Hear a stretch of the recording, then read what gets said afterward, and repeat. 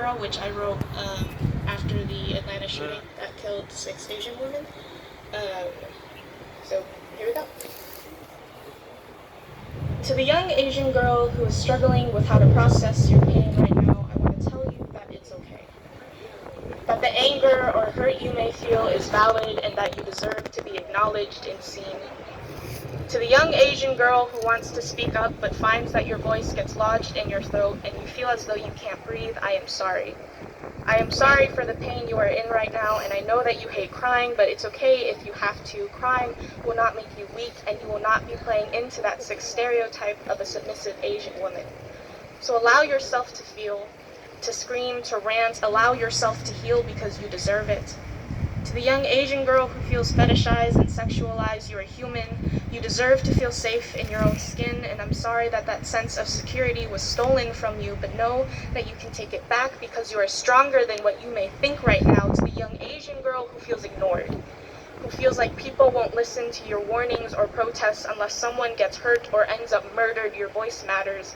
It always has and always will, and people will eventually be forced to listen to what you have to say.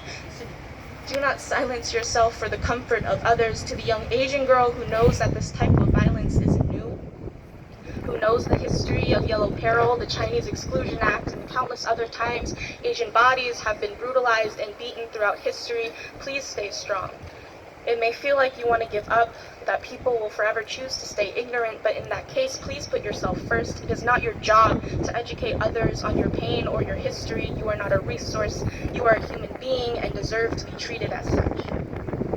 To the young Asian girl who feels exhausted and drained and can't help but feel like you're drowning in the news of the daily hate crimes you see online, it is okay to unplug, to log off, to return to yourself and find peace with your loved ones. To the young Asian girl writing this poem as a form of healing and processing, know that you are loved, that you are appreciated, that you are not a model minority or a scapegoat or a fetish. Know that feeling pain doesn't make you weak.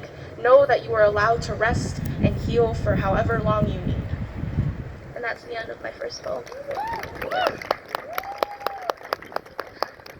Cool, thank you.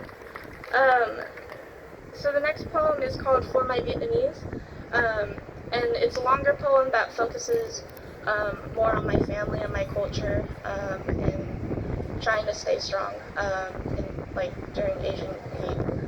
I'm sorry. Oh, it's really windy. Sorry. Okay. The first memory I have of my Vietnamese was when I was a year old. It was my birthday, and my family celebrated my first year of life with a tradition. As a baby who could barely talk, I remember from old videos how my tiny hands would reach out into the plate of various items and plucked out 2 things, a ruler and a pair of scissors.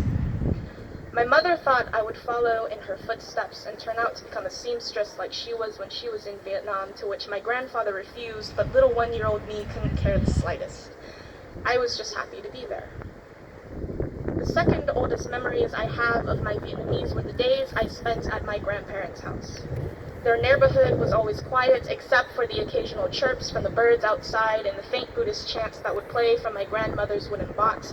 The days would be spent with a childhood innocence as my grandparents took me to play tennis every day, even though the racket would be bigger than I was. My Vietnamese remembers these moments the most, when all I was concerned about was getting my grandfather's tennis shoes and enjoying my grandmother's egg sandwiches wrapped in foil. The thing about my Vietnamese is that it's a reminder for me to appreciate those small moments.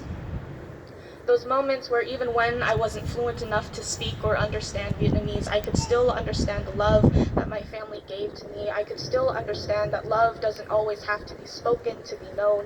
My Vietnamese is a reminder to me to love who I am because I haven't always. Because I used to hide away the most fundamental parts of my identity without realizing how harmful that was for my sense of self. I remember how my Vietnamese used to feel like a burden sometimes.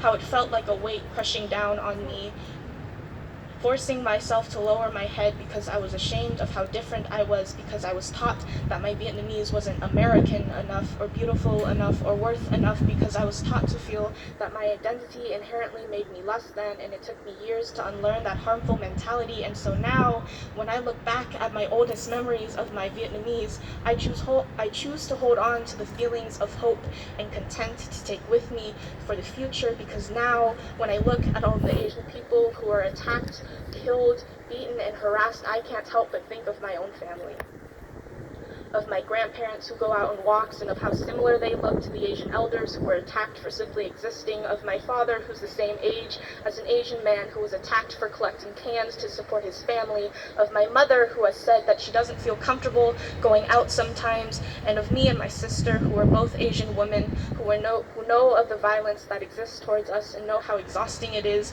to want to protect our own even though we ourselves are getting hurt. It's in these moments where I hold on tight to my Vietnamese, to ingrain the memories of my childhood into my soul so I don't constantly lose myself in this endless cycle of hurt. My Vietnamese reminds me of strength, of how quick my family is to help one another and would bend over backwards to ensure that everyone is okay. My Vietnamese reminds me of love, the love that exists in those seemingly insignificant moments, like when my fingers dry from the starch on the wrappers used to make jaya with my mother as she passes down a memory along to me. My Vietnamese reminds me of hope, that while I may stay silent at family gatherings and find myself grasping at air trying to find the right words to speak, I am always greeted with a welcoming smile, a gentle hug, and warm food. And so I find myself thinking of my 1-year-old self, who couldn't understand what was happening around her, but was happy being in the company of her loved ones. In those moments where you find yourself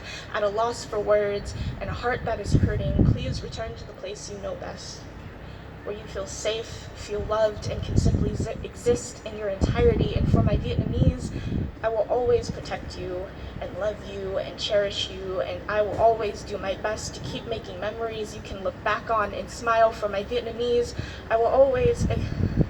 I hope you will find more rulers and scissors in your life and hold on to those small pockets of hope in the moments that will pass you by. Thank you.